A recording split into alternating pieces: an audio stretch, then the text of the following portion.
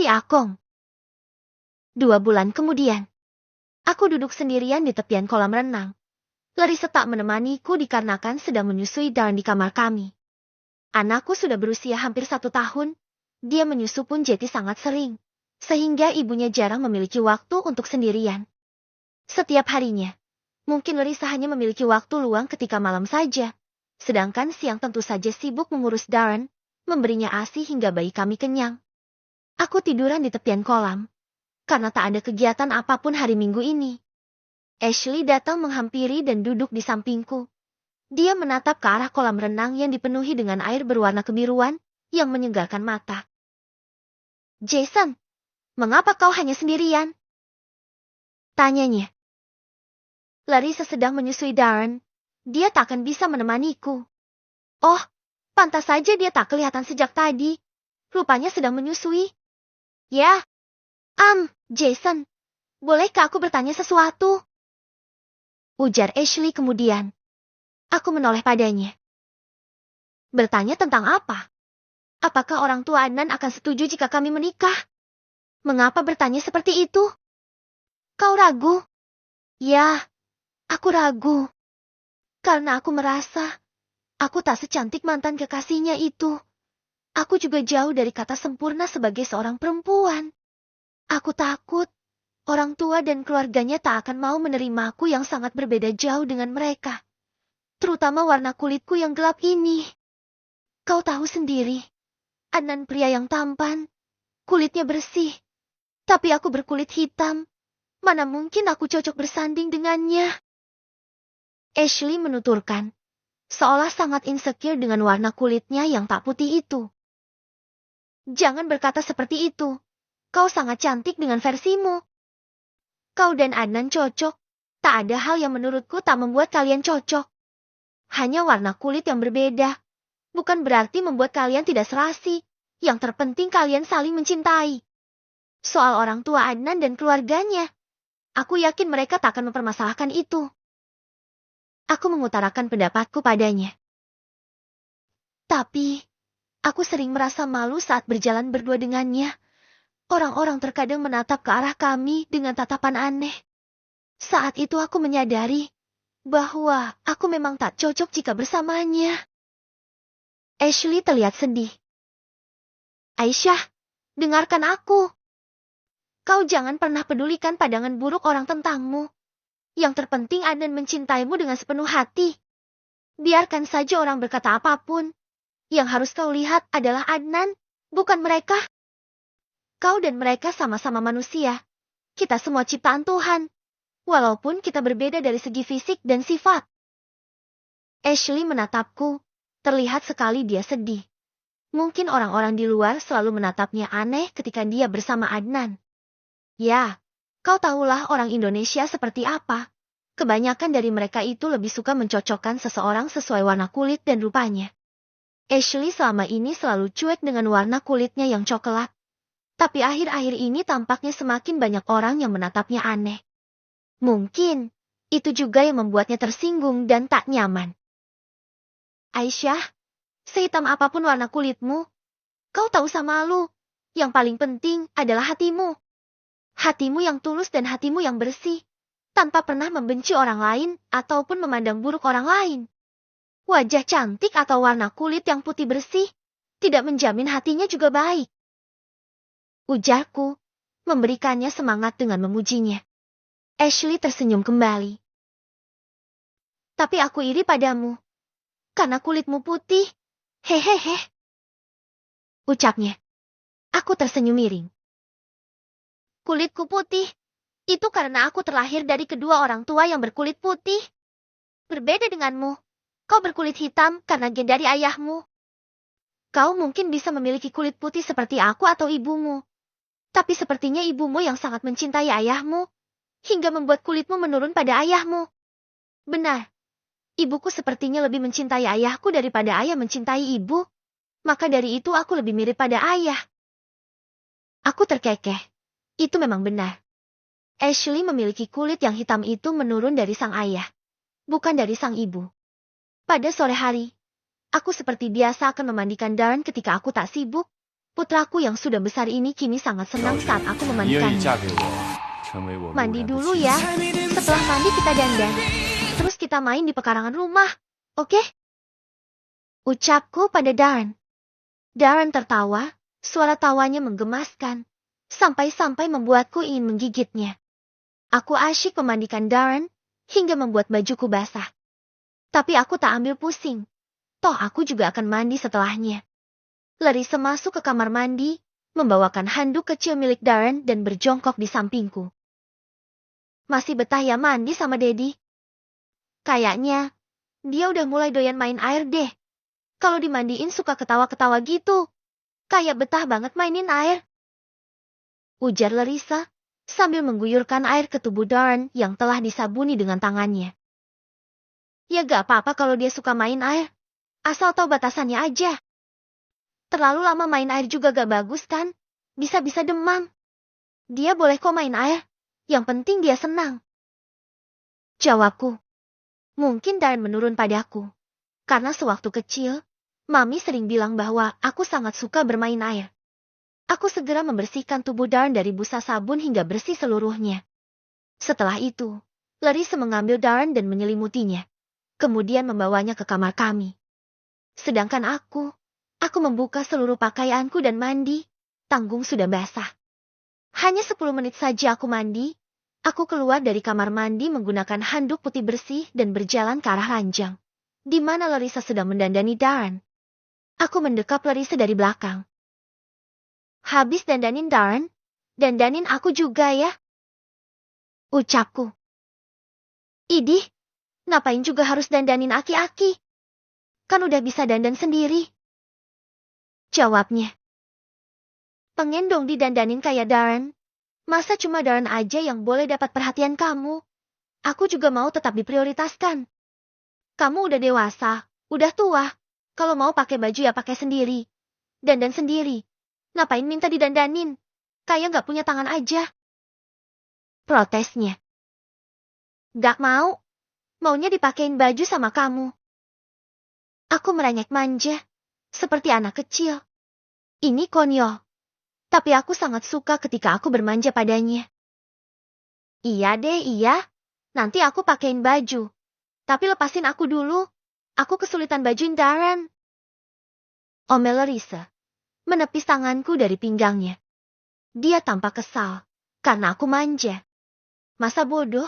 Aku juga ingin bermanja pada istriku. Daripada aku cari jasa wanita lain untuk memanjakanku. Hahaha. Larissa menyudahi aktivitasnya mendandani Darren. Putraku sudah tampan dan wangi. Dia anteng bermain dengan mainan karetnya. Larissa pergi ke ruang ganti, mengambil pakaianku dan kembali. Duduk yang tegak. Titahnya. Aku menurut. Aku duduk dengan tegak. Larissa mengoleskan deodorant ke ketiak. Memasukkan sebuah kaos oblong berwarna hijau lumut ke leher. Lalu memasukkan kedua tanganku ke setiap lubang lengannya. Dia juga memakaikan celana dalam dan celana pendek selutut yang biasa aku gunakan ketika di rumah. Aku memegangi kedua pinggangnya. Merasa seperti sangat dimanja olehnya. Dia mengambil sisir dan menyisir rambutku hingga rapi. Udah. Ucapnya. Makasih, sayang. Aku tersenyum manja. Larissa tersenyum dan mengecup bibirku singkat. Sama-sama. Mau main keluar?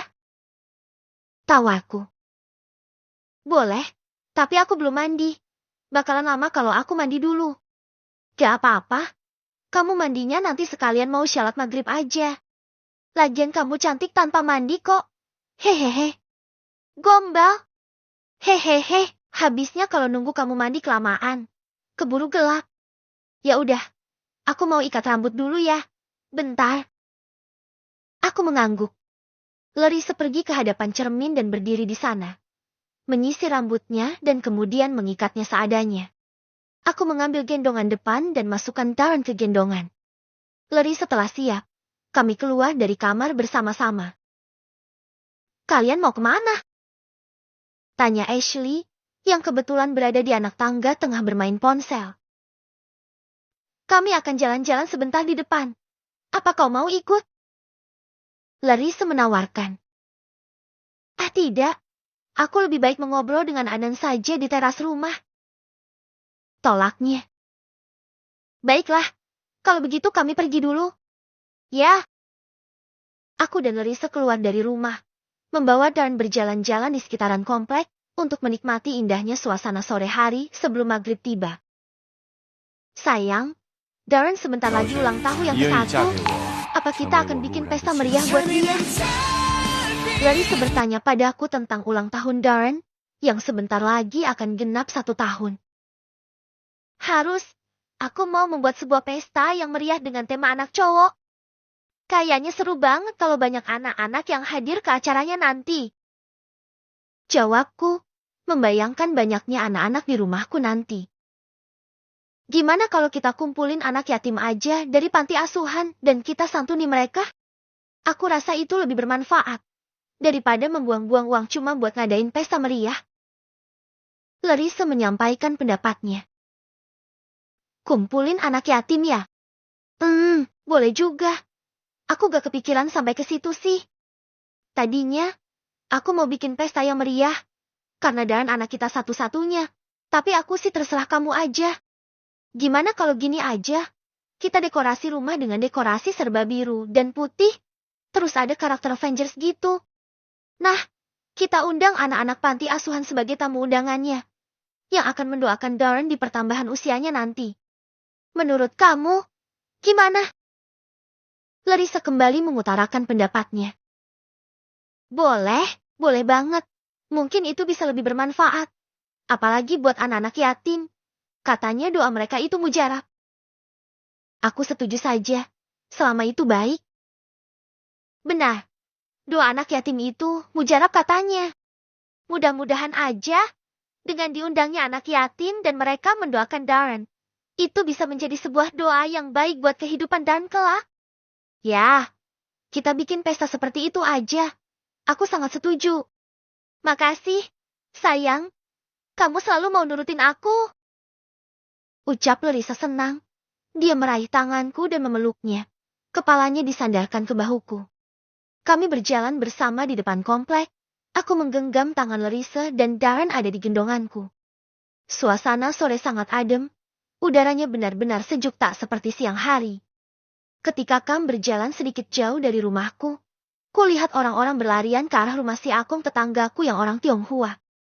Aku dan Larissa saling tatap, merasa heran dengan orang-orang yang berbondong-bondong datang ke rumah besar itu. Ada apa ya? Gumam Larissa. Aku gak tahu. Kok orang-orang lari-lari ke rumahnya si Akong ya? Apa mungkin si Akong sakit? Aku menggeleng, karena aku juga tak tahu. Sudah lama aku tak bertemu dengannya. Terakhir bertemu dengannya adalah sekitar 2 minggu lalu, saat aku jogging di pagi hari. Setelah itu tak pernah aku lihat lagi pria tua kesepian itu. Orang-orang di kompleks semakin banyak yang berlari ke rumah itu. Aku jadi penasaran. Kita ke sana yuk. Ajakku. Larissa mengangguk. Aku menarik tangannya dan membawa Larissa lari perlahan menuju rumah si Akong. Aku membawa Larissa masuk gerbang rumah mewah itu. Di halaman rumahnya sudah banyak sekali orang-orang. Aku semakin penasaran dengan apa yang terjadi di rumah itu. Tak mungkin hal wajar terjadi jika banyak orang yang berkerumun seperti ini. Aku mendekati seorang tetangga komplek yang tampaknya sudah datang sejak tadi. Permisi, ini ada apa ya? Kenapa banyak orang berkerumun di sini? Tanyaku. Oh, itu si Akong ditemukan meninggal, Pak. Jawab tetanggaku. Aku dan Larissa tercengang. Beliau ditemukan oleh seorang pemulung, yang kebetulan biasa mengambil sampah botol di tong sampah milik Akong. Dia biasa mengambil seminggu sekali, agar botol-botol itu terkumpul banyak. Nah, biasanya Akong akan keluar untuk memberikan sampah botol yang baru yang ada di rumahnya dan memberikannya. Tapi, hari ini Akong gak keluar. Si pemulung merasa curiga karena ada bau menyengat dari rumahnya dan mencoba mengintip. Dia terkejut saat melihat Akong sudah meninggal di ruang tamu dengan gorden yang sedikit terbuka. Kondisi Akong juga mengenaskan, sudah berbelatung. Sepertinya sudah meninggal antara 5-7 hari. Dia menjelaskan dengan rinci apa yang terjadi pada si Akong. Astagfirullah.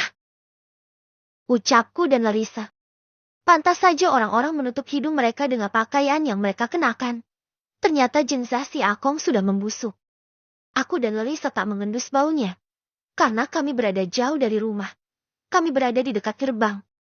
Wih iu, wih iu, wih iu.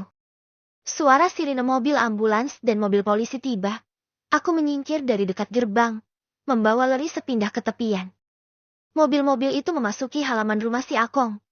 Para petugas kepolisian dan tim forensik turun dan langsung masuk ke dalam rumah dengan terburu-buru. Aku dan Larissa hanya bisa menatap dari jauh. Kasihan ya, beliau meninggal sendirian. Anak-anaknya gak ada yang menjenguk beliau. Sehingga ketika ajal menjemputnya pun, dia gak pernah melihat wajah anak-anaknya dulu. Ucap salah satu tetangga yang berada tak jauh dari kami. Iya, jahat banget ya. Kasihan. Padahal orang sudah sepuh begitu. Harusnya sering-sering dijenguk. Tapi mereka malah sibuk dengan hidup mereka masing-masing. Ya Allah. Naudzubillah. Semoga kita gak mengalami nasib yang sama seperti Akong. Balas yang lainnya. Amin. Jangan sampai deh. Amit-amit jabang bayi. Aku dan Larissa mendengarkan dengan jelas obrolan mereka. Betapa sesaknya dadaku mendengar kenyataan kematian si Akong. Bagaimana tidak? Dia sudah tua, tubuhnya sudah renta dan sakit-sakitan, tapi anak-anaknya tidak pernah datang untuk menjenguk. Mereka selalu bilang kalau mereka sibuk. Dapatkah kau bayangkan? Ketika kau berada di tempat yang jauh, sementara orang tuamu tinggal sendirian tanpa teman satupun. Dan ketika mereka meninggal, kalian tak sempat bertemu dengannya. Apa yang kalian rasakan? Kalau aku, tentu saja aku akan menyesal seumur hidupku dan tak akan pernah memaafkan diriku sendiri. Rek,